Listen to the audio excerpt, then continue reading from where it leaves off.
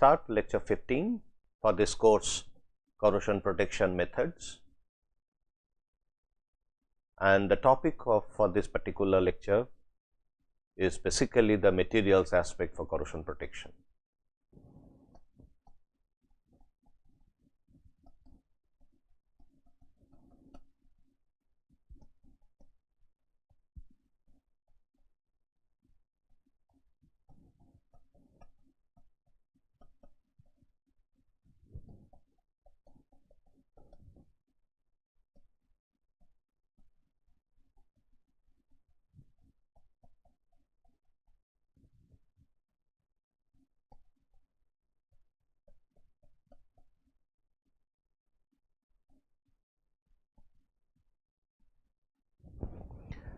If we follow last two lectures, so we have been talking about effect of composition, effect of microstructure, and then processing, and influence on surface films.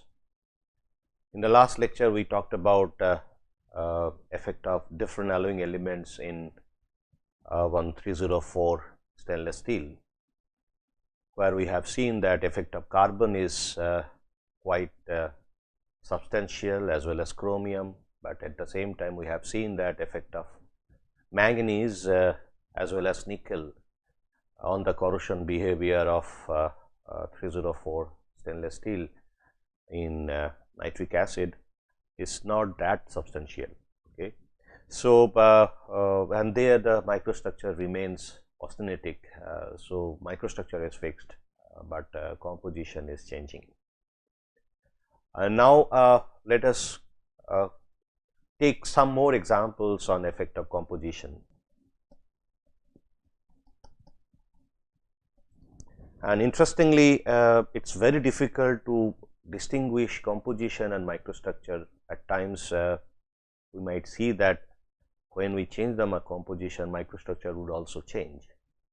But still, if we only talk about composition effect, then we can take example of stainless steel design. Okay. So, composition effect. Okay. See, if we talk about stainless steel,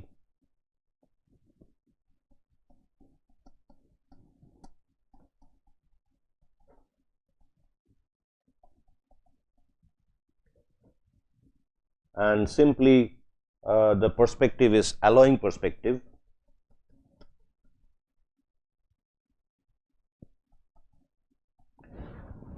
So, we have several stainless steels. If we consider simple 304,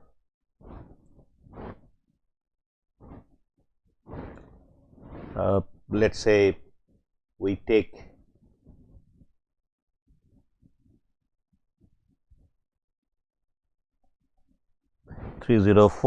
where the composition is mainly iron, 19 chrome, 9 nickel.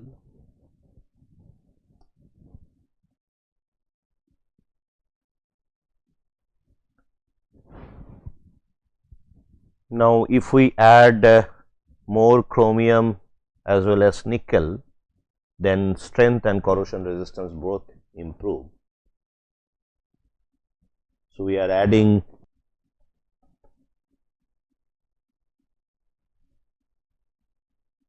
we get variants like 309, 310, 314, 330. These are the steel we can design, and then if we add little more nickel,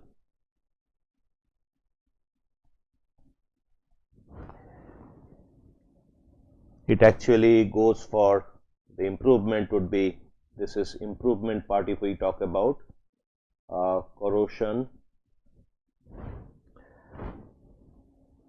and strength both improves. And here if we add further nickel, we can increase high temperature oxidation and corrosion resistance.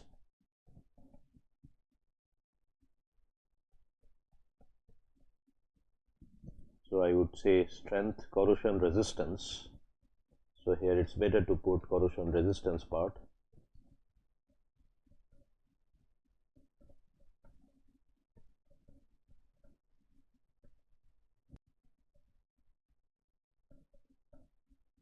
Both improves, and here oxidation and corrosion resistance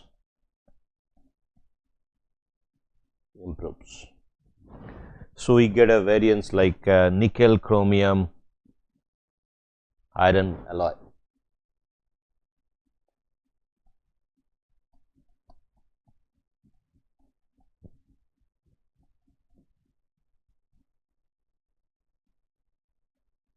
Okay. So this is one aspect. Then we can get to the other extreme, where we can have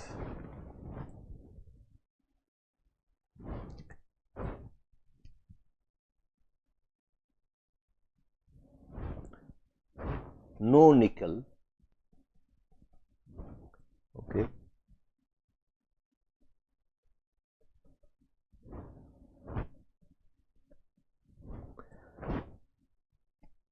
You can decrease chromium content. So then it will get to the phase that will form, it will be martensitic, and we get variance like 403, 410, even 420. Those are the martensitic stainless steel we can. Now, if we only talk about corrosion property point of view, as well as when we have corrosion, at the same time we have to also look at machinability. Then we can add sulfur, so that will improve machinability.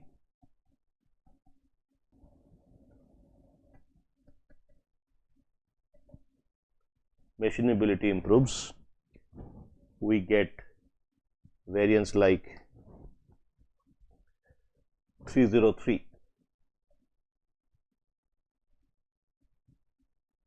Okay. Then we can add chromium, molybdenum, nitrogen. At the same time, nickel content can be lowered. It can improve strength, as well as it can also add to corrosion resistance. So then we can have plus chromium, molybdenum, nitrogen, lower nickel content. So strength improves. So we get variance like duplex SS, and if we add further chromium, nickel, molybdenum, nitrogen, so that time it will be a super duplex stainless steel. So add further chromium, molybdenum, nitrogen, as well as nickel, so that will get to the super duplex steel. So this is a variance.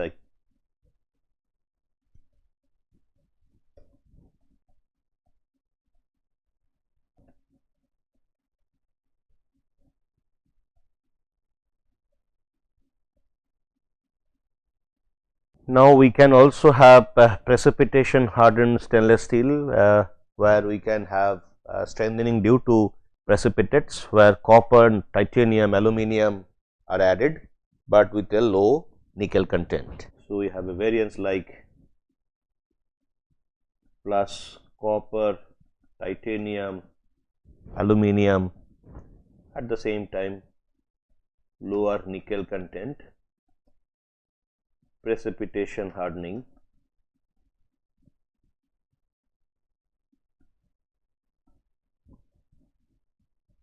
So that would lead to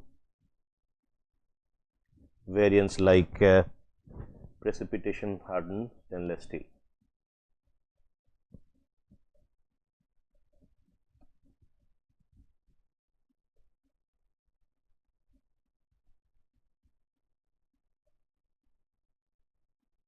There could be 200 series. We can add manganese, nitrogen at a lower nickel content.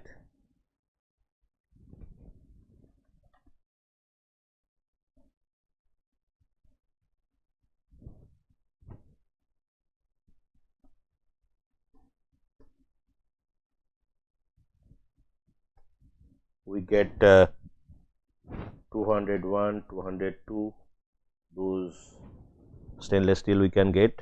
Now, we can add molybdenum. In fact, molybdenum actually improves the peating resistance. So, here we can add molybdenum. So, that would improve the peating resistance, peating or crevice resistance.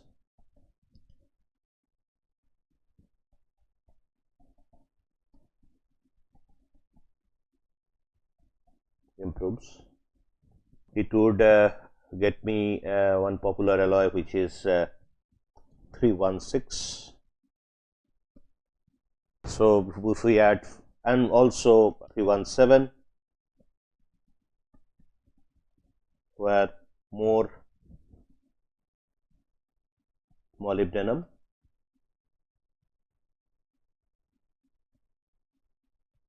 have more amount of molybdenum. So, it would have a higher crevice as well as peating resistance. There would be a super austenitic, here the microstructure is austenite. There could be a development of super austenitic stainless steel with a much higher corrosion resistance. Of course, the cost would go up. So, add nickel, molybdenum, nitrogen. So, that would you can say the corrosion resistance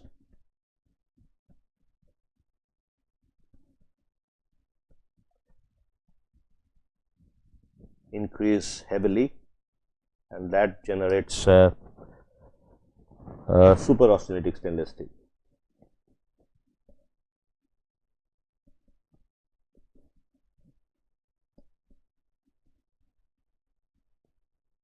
Now, one can get we can add molybdenum, niobium, tantalum.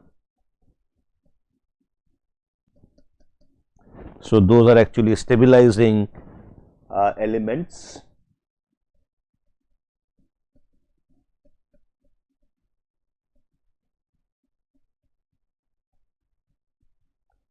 Avoid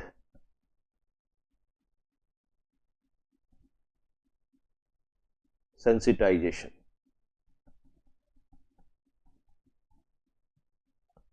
So, that generates a steel called 347. So, this is the stainless steel it generates. If we add titanium,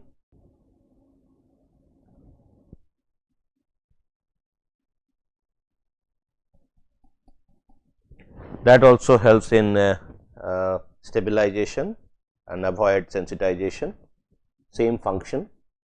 So, if you see this, so it applies to here also, applies to there. So, this also would lead to a steel called 321.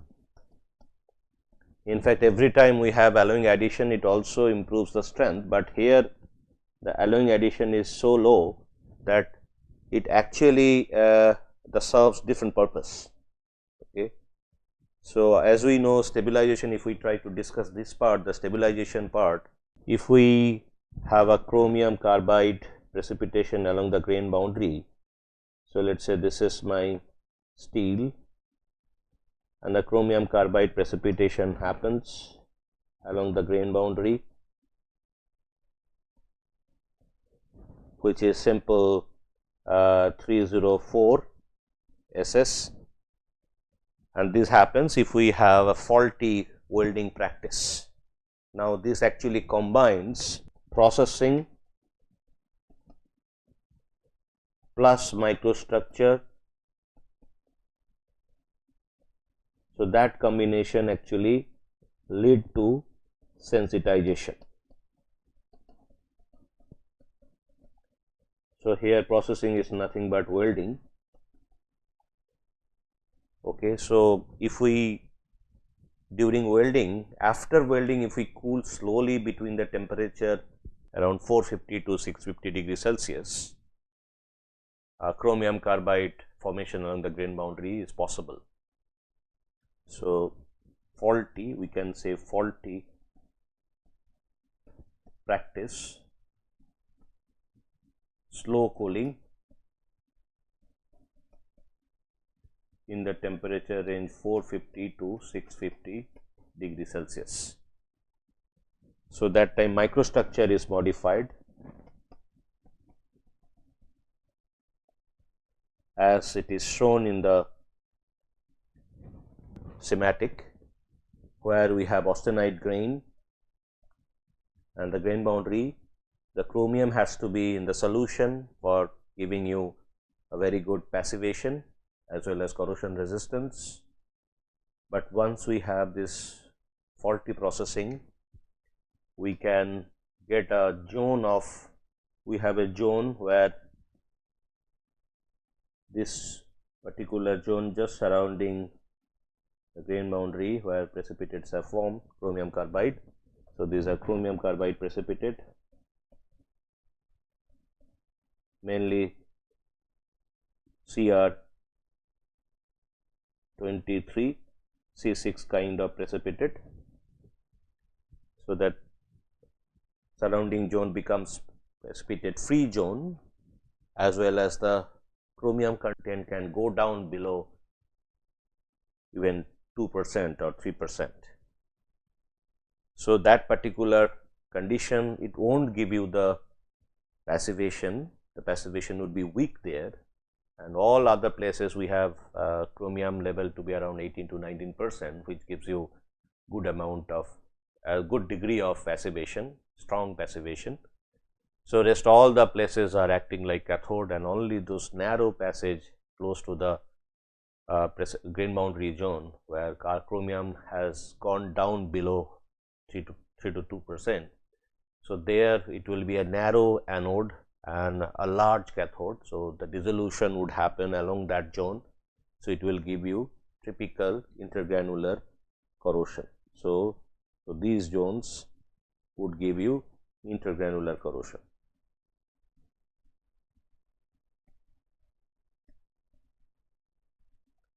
So, now, so that means one can modify the processing or the good practice, having a good practice, that means cooling fast. The modification could be, one is within that temperature cool fast. So, we won't get chromium carbide precipitation, because within that temperature zone chromium carbide precipitation kinetics is very fast. So, this is one modification. So, the modified processing.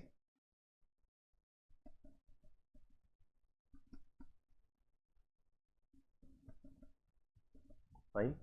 So, that is what people use a quick welding, let us say arc welding, and no gas welding.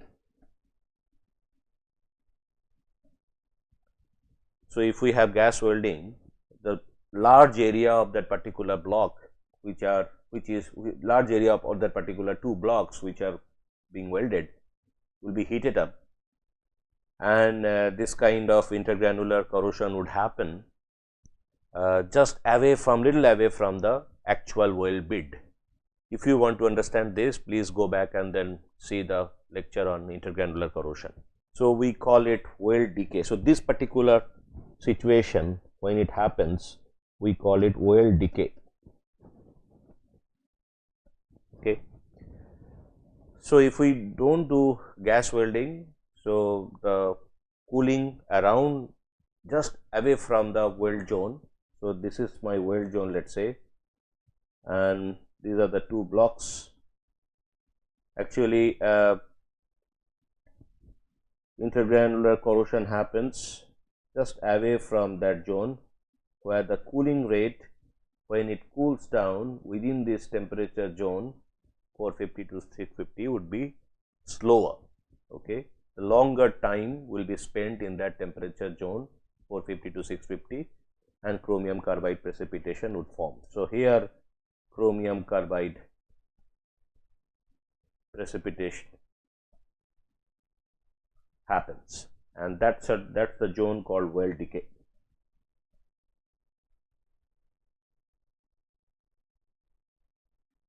Well decay zone. So, modified processing, if we do arc welding, not much of the two blocks will be heated up, and at the same time arc welding spends little time for actual welding process. So, the cooling rate overall will be much faster. So, the chromium carbide precipitation can be avoided. This is on the processing part. Now, on the microstructure part, okay, so here, because of that faulty welding, the microstructure is modified because it is not remaining homogeneous single phase austenite.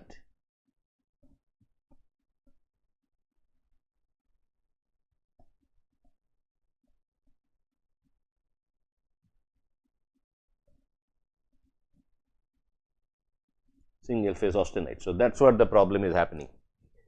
But if we follow this modified processing, it will remain as homogeneous single phase, but still there could be a possibility during cooling, if by chance the cooling rate at some of the locations close to that welding within that 450 to 650 slows down, then chromium carbide still can form. And precipitation, this passivation in this 304 stainless steel is offered by the chromium in the solution stage, and chromium has to be in solid solution. So, all the time we have to maintain 18 to 19% in the solid solution in the single phase austenite. But if it is not possible, then we have to take help of alloying. The major thing is chromium carbide precipitation, but if we won't allow chromium carbide to precipitate, then we can avoid this sensitization to a great extent. So, that time we add, so this is one solution, solution 1. The second solution,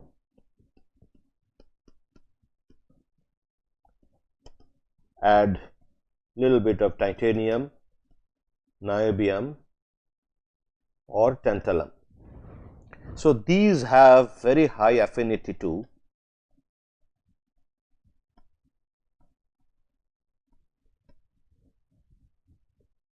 carbon as compared to chromium.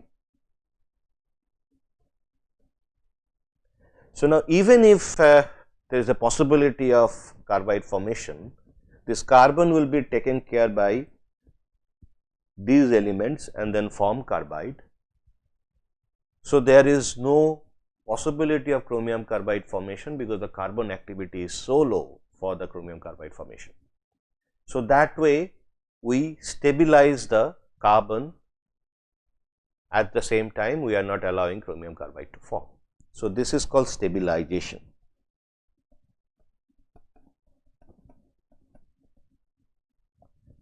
And here we have to follow the modified processing route, which is fast cooling, that means arc welding.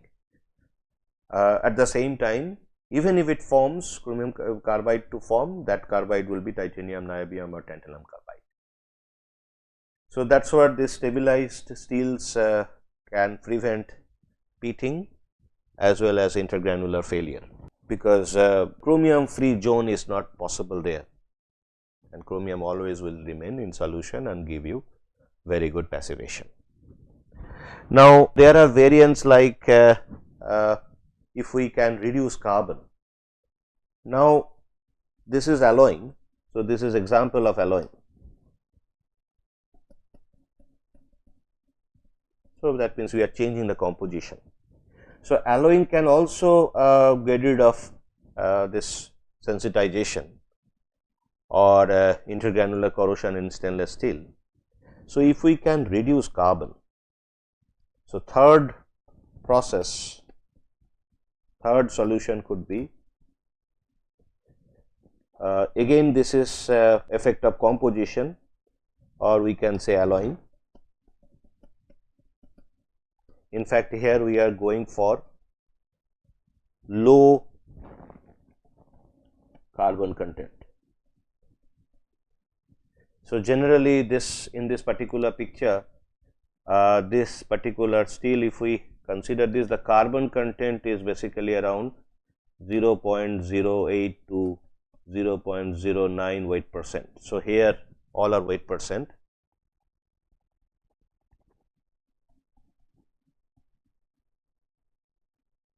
So, this carbon is 0.08 to 0.09 weight percent.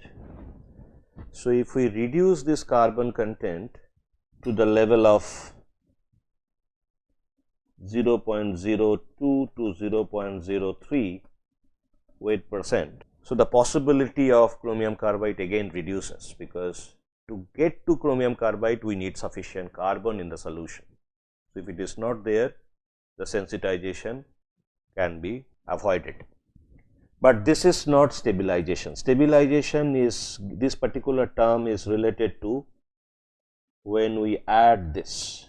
So, then it is called stabilization, and here we are actually reducing the carbon content to avoid chromium carbide formation. Again it will stop the sensitization. So, there are variants like this. In fact, those variants are coming from 304 itself, as well as we can get from 316. So, we can get from here, we can get 304L, and whenever that is low carbon we term it as L, that L sign is given. So, 304L, it is a low carbon.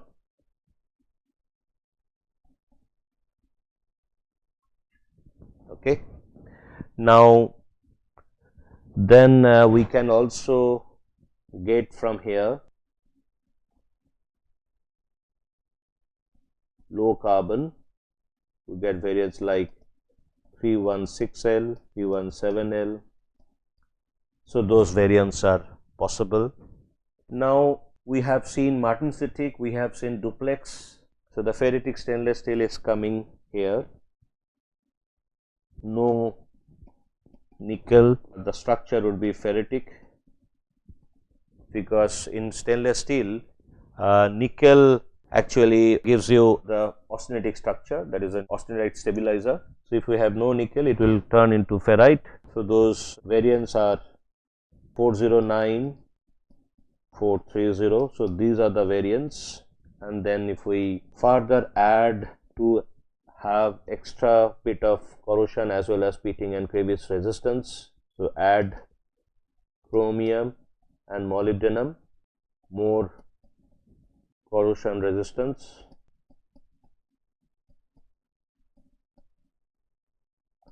mainly pitting and crevice.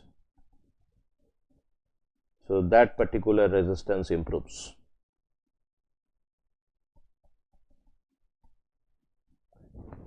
So, we get super ferritic stainless steel.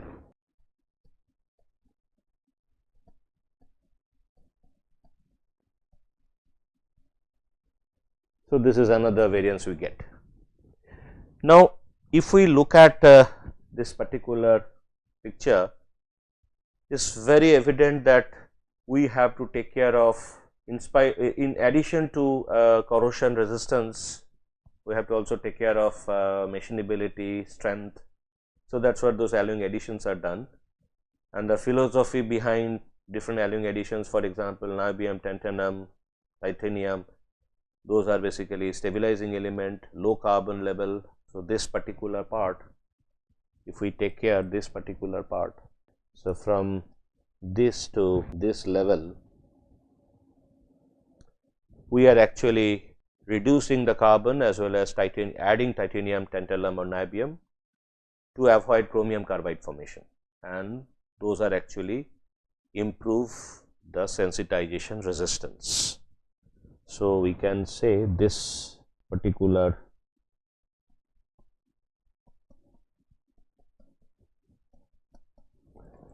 it basically improves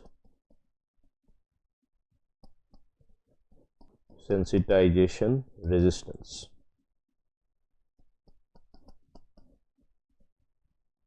Okay. And all the cases whenever we have extra chromium as well as molybdenum as well as nitrogen, we can get a good degree of corrosion resistance.